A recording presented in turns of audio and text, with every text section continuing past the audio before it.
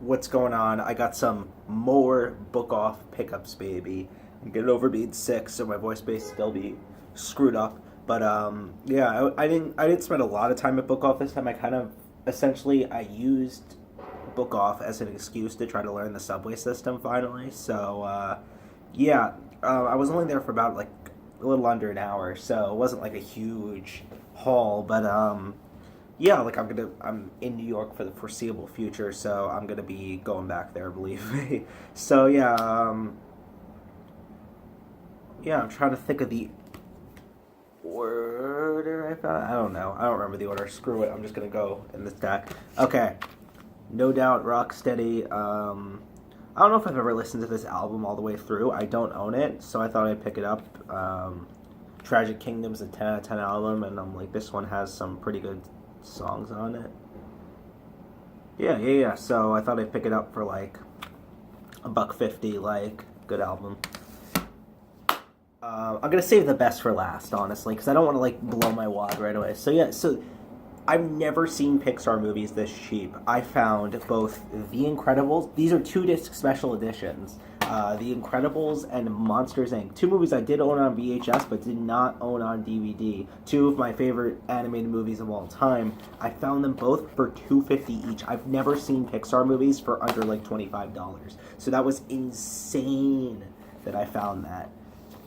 Anyway, upstairs they have a pretty substantial collection of dollar books, and some of the stuff you find there is absolutely insane. And now, obviously, I already own Looking for Alaska. It is my favorite book of all time, but I own like a kind of a flimsy paperback. I've let so many people borrow it that's gotten really beaten up because I'm like, oh, read this. It's my favorite book. It's my favorite like piece of writing ever. Read this, and then it just gets messed up. So I decided to get like it was $1, so I decided to get like this really nice like hardcover edition. So yeah, and also I didn't bring my copy to New York with me, so if I want to reread it, I could just read this book. And yeah, really nice edition. And for $1, I mean, I know it's trash, and I know it's horrible fan fiction canonized by J.K. Rowling herself. Did she write this?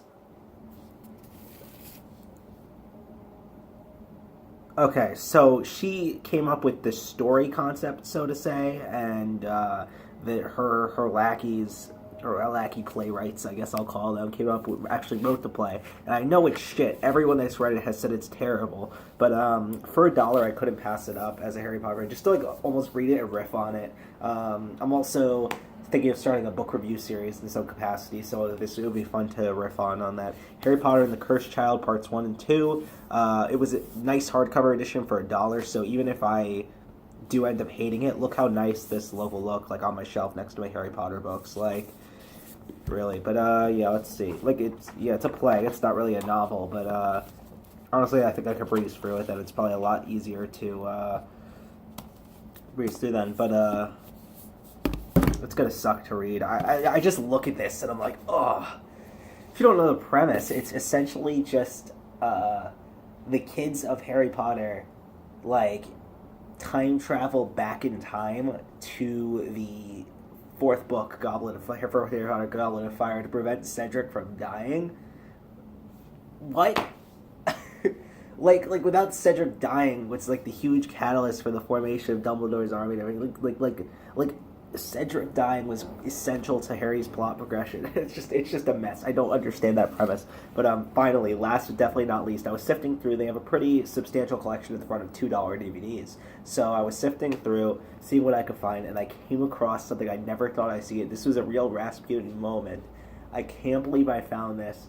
Mega 64 Time Travelers. I found a Mega 64 DVD collection for $2 in Bookoff in the middle of Manhattan, in like some shitty Japanese bookstore in the middle of Manhattan. I found Mega 64 Time Travelers.